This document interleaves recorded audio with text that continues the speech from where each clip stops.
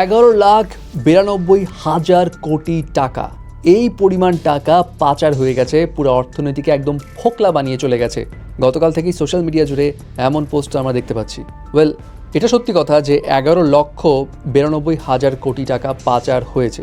তবে এই অ্যামাউন্টটা অ্যাকচুয়ালি গত 15 বছরের নয়, এই হিসাবটা হচ্ছে 50 বছরের হিসাব। মানে স্বাধীনতার পরবর্তীকালীন সময়ে 50 বছরে এই পরিমাণ টাকা পাচার হয়েছে, যেটা 2024 একটা রিপোর্টসে উঠে আসে। তবে হ্যাঁ, এটাও সত্যি, এই 11,92,000 কোটি টাকার মধ্যে ম্যাক্সিমাম পোর্শন পাচার হয়েছে শেখ হাসিনা সরকারের আমলে। 2019 সালের একটা রিপোর্টসে জানা যায় 10 বছরে, অর্থাৎ 2010 থেকে 2019 সাল, এই মধ্যেই বাংলাদেশ থেকে প্রায় 5,30,000 কোটি টাকা পাচার হয়েছে, যেটা ওই সময়কালের জাতীয় বাজেটের চাইতেও বেশি ছিল। এবং সেই রিপোর্টে এটাও বলা হয় প্রতি বছর গড়ে পাচার হয়েছে 55,000 কোটি টাকা। এবং টাকা এইভাবে পাচার করার ক্ষেত্রে বিশ্বে তখন বাংলাদেশ ছিল শীর্ষ 30 নম্বর তালিকায়।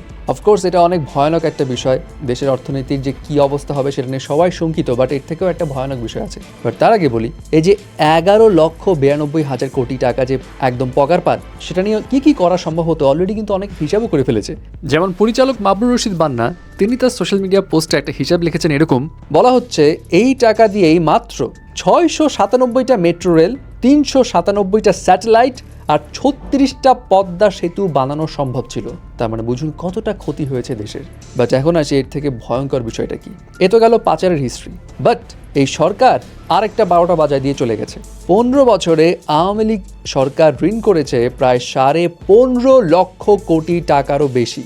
এবং আজকে একটা রিপোর্টস এটা নিয়ে উঠে আসে এবং সেখানে বলা হয় দেশি ও বিদেশি উৎস থেকে নেওয়া 18,35,000 কোটি টাকার সরকারি ঋণ রেখে দেশ থেকে পালিয়েছেন ক্ষমতাচ্যুত প্রধানমন্ত্রী শেখ হাসিনা। এবং অর্থ মন্ত্রণালয়ের তথ্য অনুযায়ী 2019 সালে শেখ হাসিনা যখন ক্ষমতা গ্রহণ করেন তখন সরকারের ঋণ স্থিতি ছিল মাত্র 2,76,830 কোটি টাকা।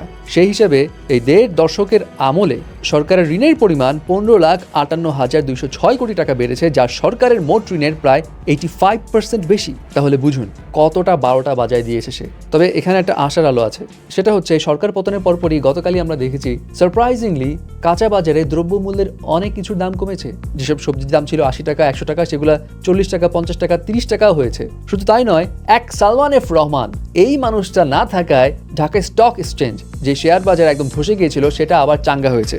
এবং রিপোর্টস মোতাবেক একদিনেই মূলধন বেড়েছে শেয়ার বাজারে 18,000 কোটি টাকা।